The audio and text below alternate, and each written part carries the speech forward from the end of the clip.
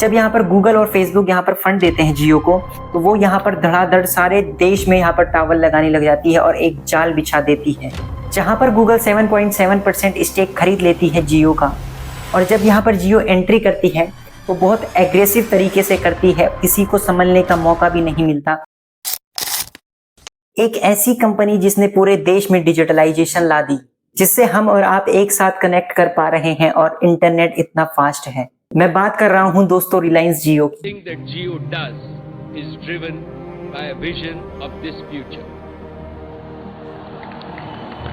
A future where every Indian can say without hesitation that with Jio, life is beautiful.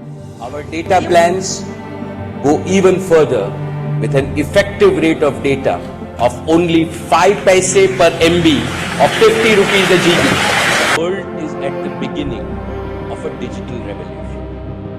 Anything and everything that can go digital is going digital at an exponential rate. जिन्होंने मोदी जी के digitalisation के सपने को भी पूरा कर दिया। भारत को डिजिटल पथ पर तेज गति से आगे बढ़ाते हर देशवासी का जीवन आसान बनाने का सपना पूरे देश का है। How a nation uses technology is linked to its values and vision.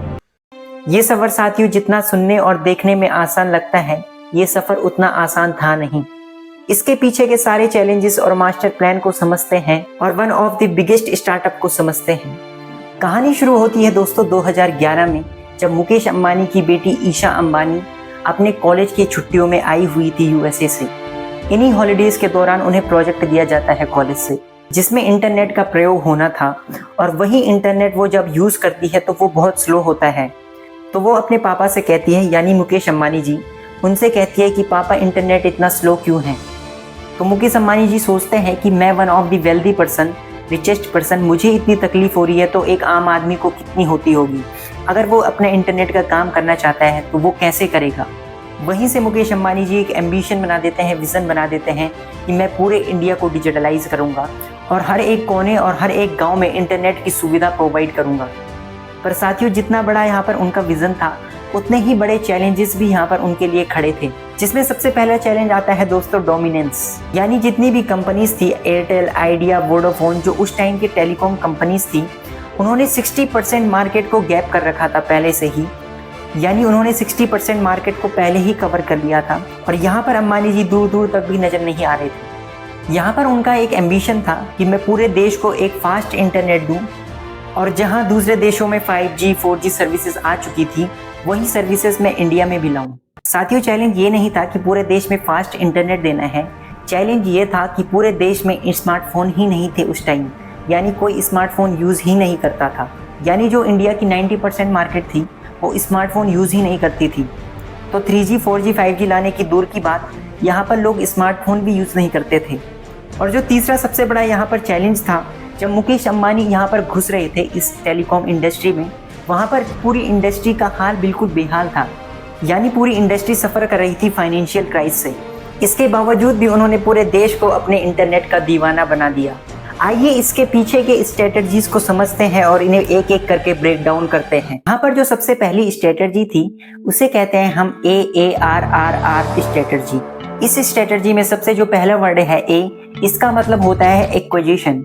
यानी जब यहाँ पर लोग आपकी वेबसाइट में आते हैं, देखने आते हैं, विजिट करने आते हैं कि आपने क्या ऑफर दिए हैं या फिर क्या क्या फैकल्टीज आप दे रहे हो।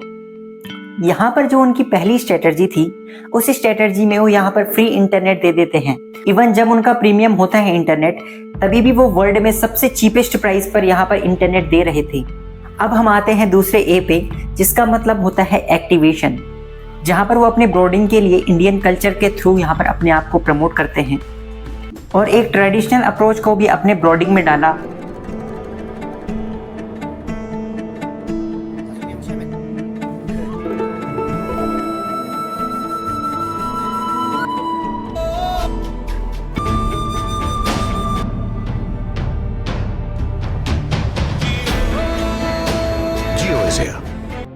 और एक कैंपेन भी स्टार्ट किया।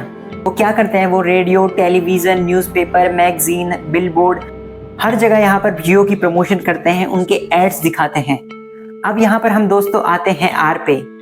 इस पहले आर का मतलब होता है रिएक्शन। यहाँ पर जो कस्टमर होता है वो दोबारा लौट कर आता है और हर चीज पे रिएक्ट करता है कि आखिर प्रोडक्ट कैसा था, और उस चीज के बारे में सोचता है और उसे दोबारा खरीदने आता है। अब आते हैं हम दोस्तों दूसरे आर पे। यहाँ पर दूसरे आर का मतलब होता है रेफरल। रेफरल मीन्स यहाँ पर जब हम अपने ही दोस्त इन्वाइट करते हैं किसी चीज को खरीदने के लिए या किसी प्रोडक्ट को खरीदने के लिए। मैं इसे आपको एक एग्जाम्पल के थ्रू समझाता हूँ। मैं यहाँ पर लूंगा इंस्टाग्राम का उदाहरण। अगर आप हो यहाँ पर, आप इंस्टाग्राम नहीं चलाते और आपके सराउंडिंग में जो लोग हैं वो इंस्टाग्राम चलाते हैं, तो कहीं ना कहीं वो आपको सलाह देंगे कि इंस्टाग्राम में आ जा, यहाँ बहुत अच्छे फीचर्स हैं, तू पोस्ट कर सकता है, लाइक कर सकता है। और कहीं ना कहीं उन्होंने आपको रेफरेंस दिया इस चीज़ का और आप इंस्टाग्राम पर आओगे। यहाँ पर सबसे बड़ी जो मार्केटिंग स्ट्रेटजी होती है दोस्तों, वो होती है रेफरल स्ट्रेटजी, जहाँ पर वो एक दूसरे के साथ बात करते हैं उस पर्टिकुलर बिजनेस के बारे में या पर्टिकुलर प्रोडक्ट के बारे में।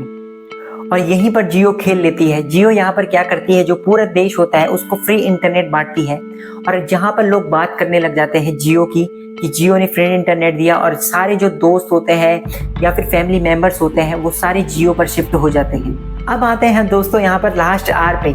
इस आर का मतलब होता है रेवेन्यू।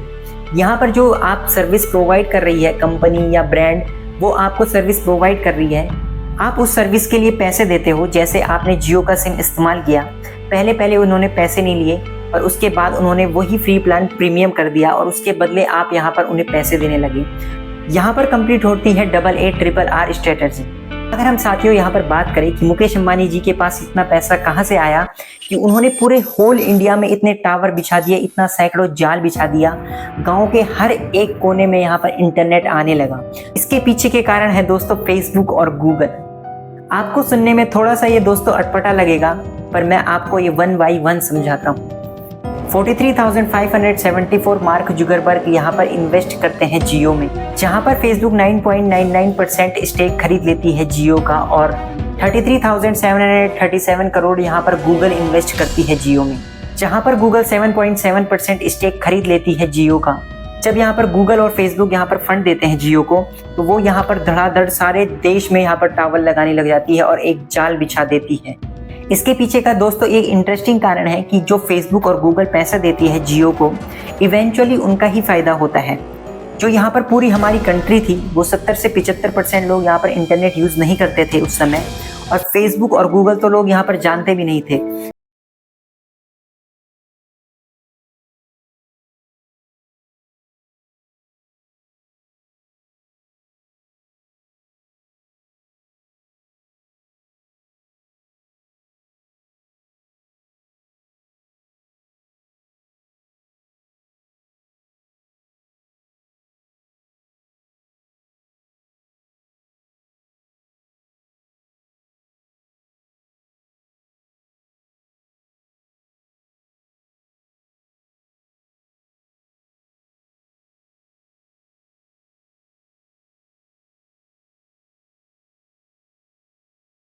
और हर जगह यहाँ पर 4G के टावर बिछ चुके थे, और जियो यहाँ पर ऑफर करती है फ्री डाटा और फ्री इंटरनेट का। और इसी के साथ दोस्तों कंपनी की वैल्यूएशन हो जाती है $16 बिलियन, और जो यहाँ पर पूरा टेलीकॉम मार्केट था उसे डिस्ट्रॉय कर देती है। और जब यहाँ पर जियो एंट्री करती है वो बहुत एग्रेसिव तरीके से करती है, किसी को संभलने का मौका भी नहीं मिलता। जो यहाँ पर दोस्तों टेलीकॉम कंपनी का RIL था वो एक ही हफ्ते में 13% जंप कर जाता है, और जियो यहाँ पर 10 करोड़ के माइलस्टोन को पार कर देती है। और अब दोस्तों यहाँ पर सवाल आता है कि कितने लोग कन्वर्ट हुए, यानी कितने लोगों ने अपना सिम चेंज किया जब जियो आया। जो बाकी यहाँ पर उसके कॉम्पिटिटर्स थे वो अपना प्राइसिंग रिड्यूस करना चाहते थे, पर अगर वो रिड्यूस करेंगे तो उनका रेवेन्यू घट जाएगा। तो जियो ने अपने अपोनेंट को यहाँ पर टिकने का मौका ही नहीं दिया, और जियो ने यहाँ पर 30 से 40% मार्केट को कवर कर दिया। और जियो ने यहाँ पर अपनी एग्रेसिव स्ट्रेटजी के साथ 30 से 40% मार्केट को कवर कर दिया। इसी के साथ 2.2 मिलियन लोगों को यहाँ पर एम्प्लॉयमेंट भी दिया। उनका जो यहाँ पर सपना था पूरे देश को डिजिटलाइज करने का, वो यहाँ पर उन्होंने कर दिखाया। आज हम यहाँ पर इंटरनेट का लुत्फ उठा रहे हैं, यानी पूरे देश लुत्फ उठा रहा है, और पूरे देश में यहाँ पर इंटरनेट की क्रांति आई और इंटरनेट फैला। इसके पीछे दोस्तों कहीं ना कहीं मुकेश अंबानी जी का ही हाथ है। और मैं आपको दोस्तों एक चीज़ और बता दूं कि जो ये पूरा वर्ल्ड है और जो यहाँ पर इनोवेशंस होते हैं वो बिजनेसमैन्स के ही कारण होते हैं। जो हम इस लेवल से इस लेवल तक पहुँच रहे हैं आज, वो बिजनेसमैन्स के ही कारण पहुँच रहे हैं। यहाँ पर साथियों जो डिजिटल क्रांति आई वो सबसे बड़ा कारण उसका जियो ही था। इसी के साथ यहाँ पर दोस्तों इस वीडियो का एंड करते हैं। अगर आपको यहाँ पर वीडियो अच्छी लगी हो सो मेक श्योर लाइक कर देना, सब्सक्राइब कर देना, शेयर कर देना। Thanks for watching.